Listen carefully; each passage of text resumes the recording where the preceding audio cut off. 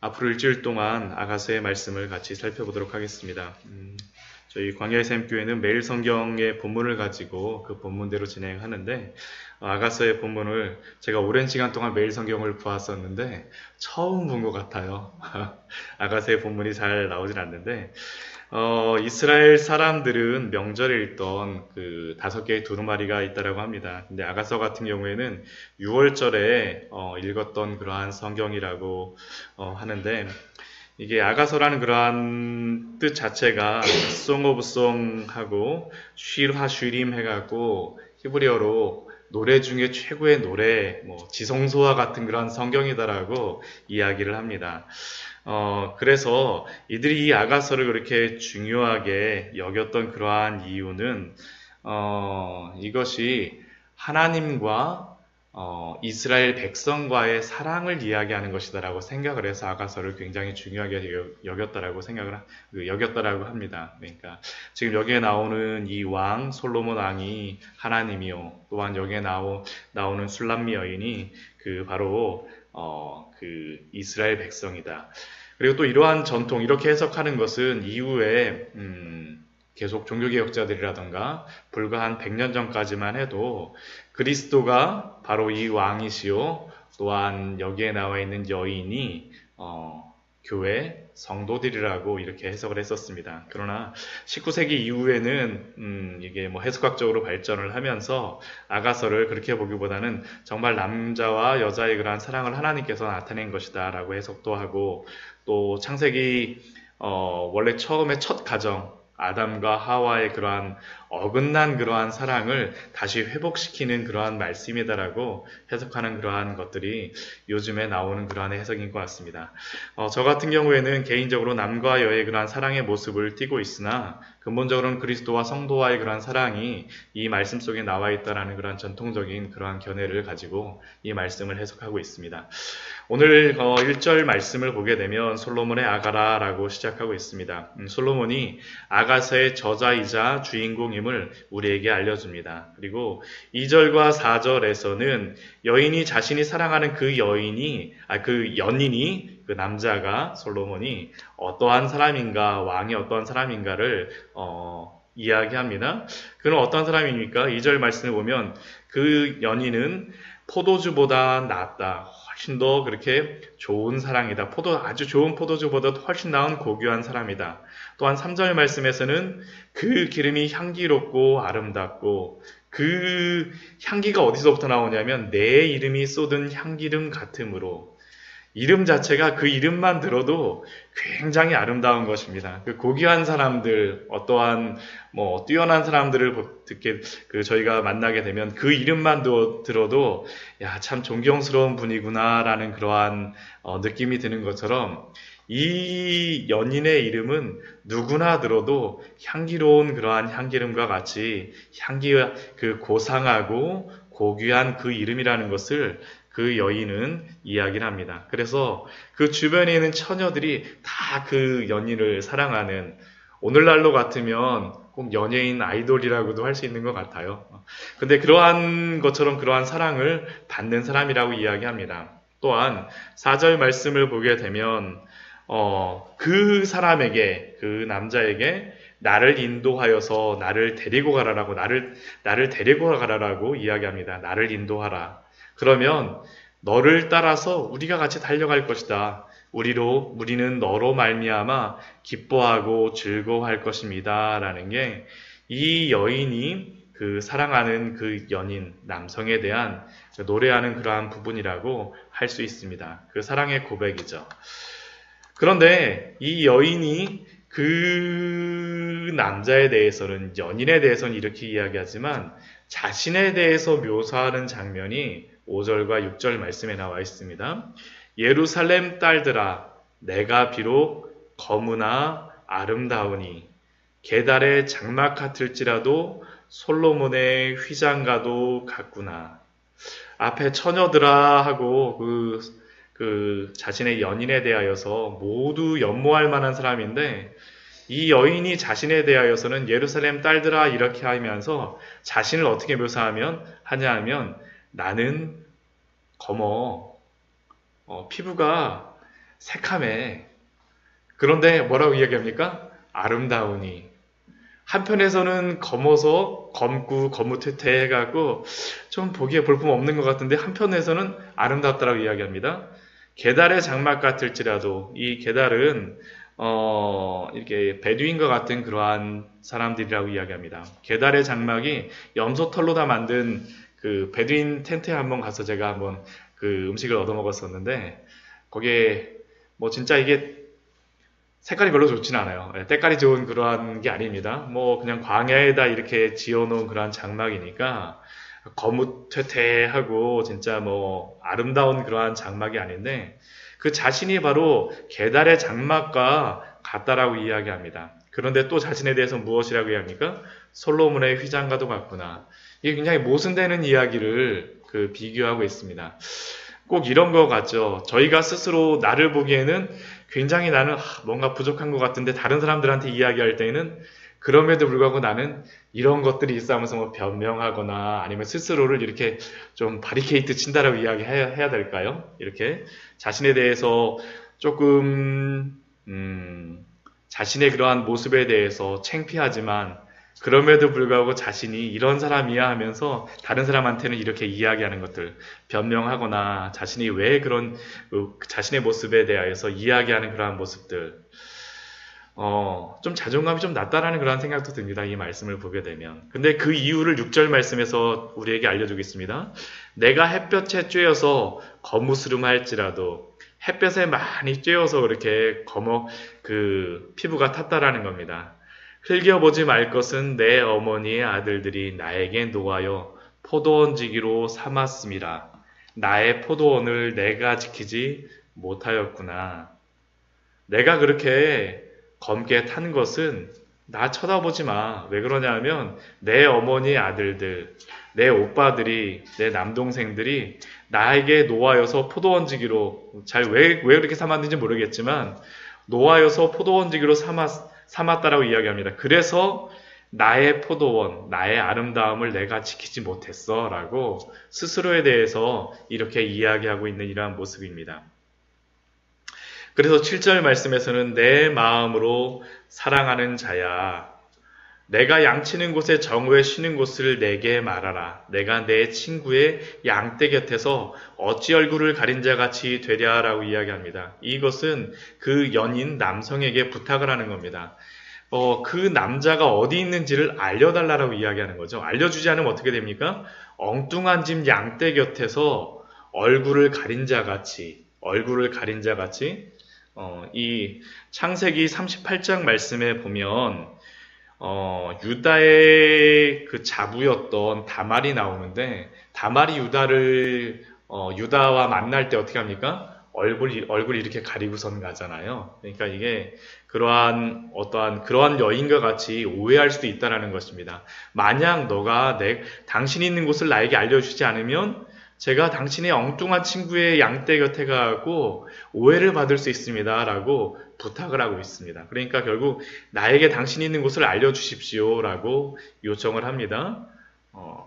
그리고 8절 말씀에서 그러자 그 연인이, 그 남자가 이 여인에게 이야기합니다. 여인 중에 어여쁜 자야. 예쁘다라고 이야기합니다. 당신이 비록 게달의 장막 같을지라도 얼굴이 검다 할지라도 내가 알지 못하겠거든 양떼의 발자취를 따라 목자들의 장막 곁에서 너의 염소 새끼를 먹일지니라. 양떼의 발자취를 따라오게 되면 나를 만날 수 있습니다 하고 이 연인이 이 여인에게 알려주고 있습니다. 대답하는 것이죠. 그리고 이후에는 이 연인이 이 여인에 대하여서 칭찬합니다. 내 사랑아, 내가 너를 바로의 병거의 준마에 비하였구나. 바로의 병거의 준마와 같이 정말 아름답다라는 것입니다. 곧다라는 것이죠. 정말 아름다운 말과 같이 당신은 정말 바로의 병거의 준마와 같이 아름답습니다. 그리고 그 외모에 대해서도 이렇게 칭찬합니다. 내 뒷밤은 따은 머리털로 내 목은 구슬개미로 아름답구나. 그 따은 그러한 머리털과 목이 구슬개미로 정말로 아름다운 너의 모습이 정말 아름답구나.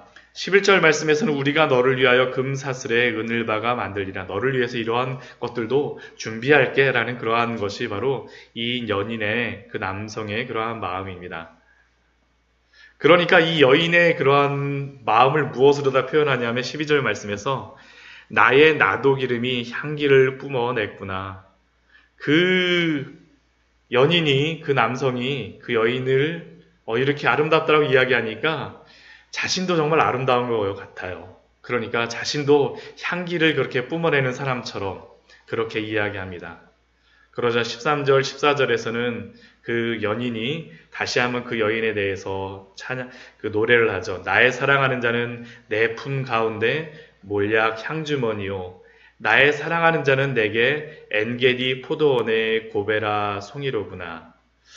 이 모략 향주머니는 향수 그런 것으로서 그런 것이고, 또한 엔게디 포도원의 고베라 송이는 이스라엘에서 가장 아름다운 지역을 어디로 다 사람들이 많이 몇 군데 꼽는 데가 있는데 그 중에 한 곳이 바로 엔게디입니다. 엔게디.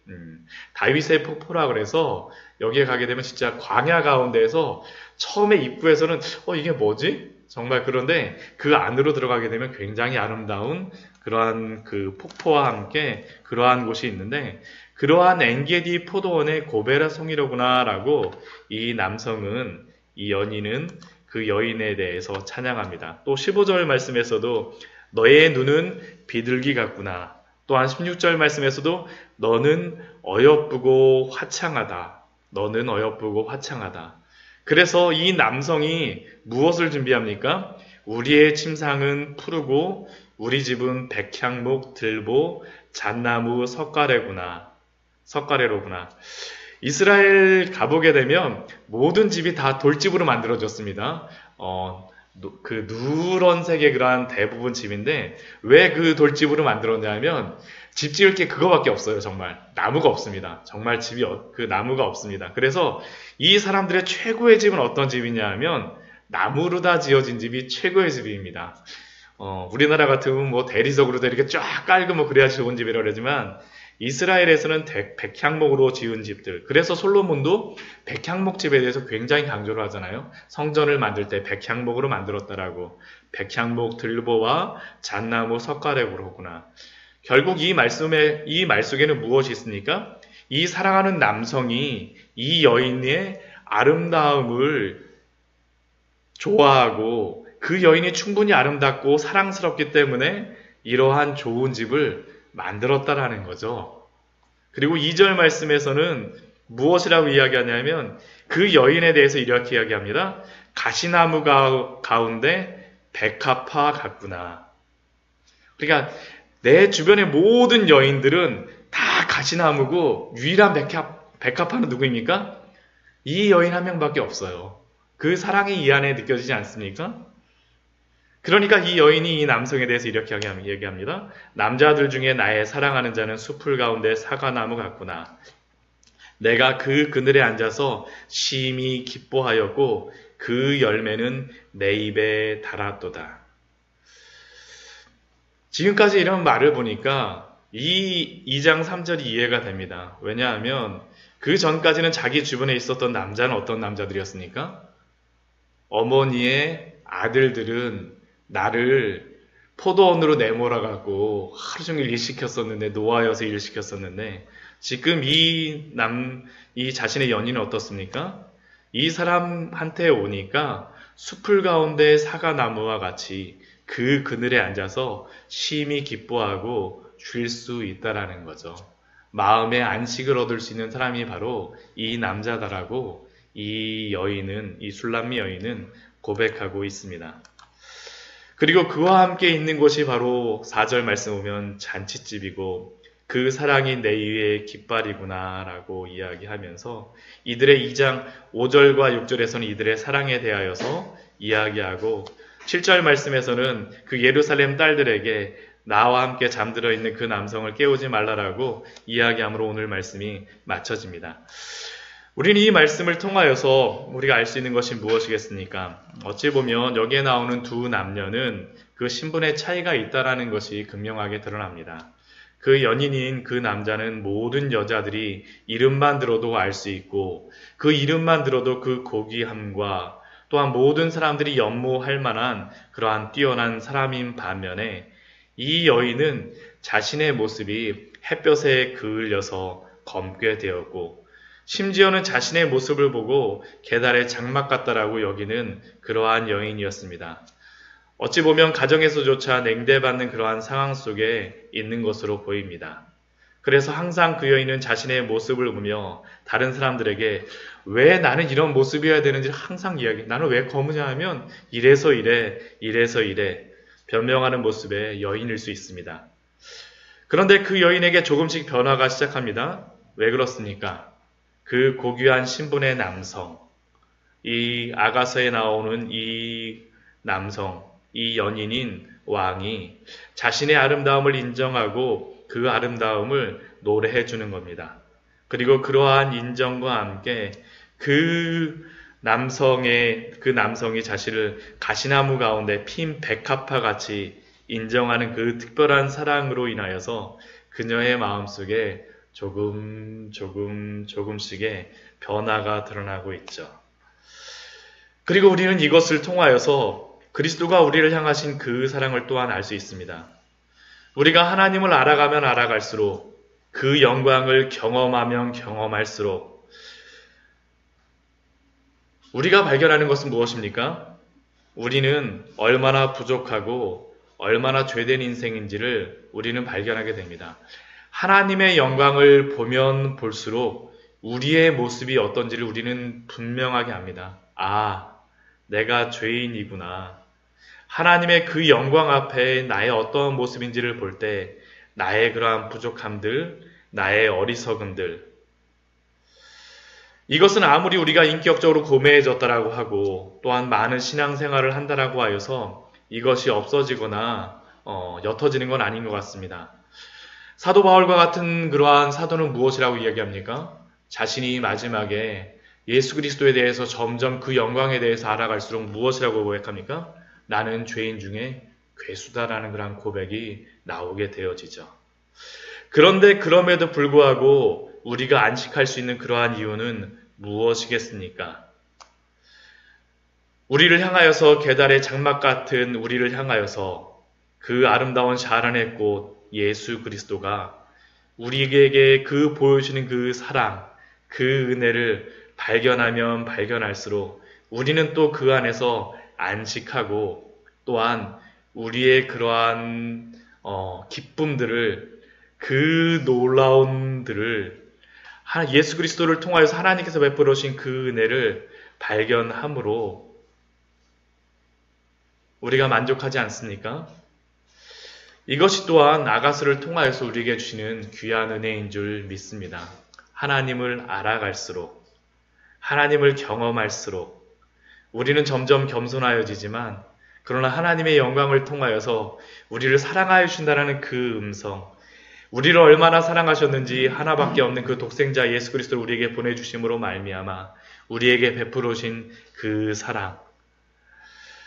말씀을 정리하도록 하겠습니다. 우리가 비록 검고 계달의 장막과 같은 것을 발견하면 발견할수록 우리는 하나님의 그 은혜와 예수 그리스도의 그 사랑이 얼마나 더 크고 크신지를 발견할 수 있습니다. 우리의 안식은 우리의 아름다움을 우리 스스로에게서 발견함으로 취하는 것이 아니라 우리의 부족함에도 불구하고 우리를 사랑하시는 그 사랑 안에서 참된 안식을 취하는 것입니다. 오늘도 이 은혜 안에서 평안을 누리시기를 축원드립니다.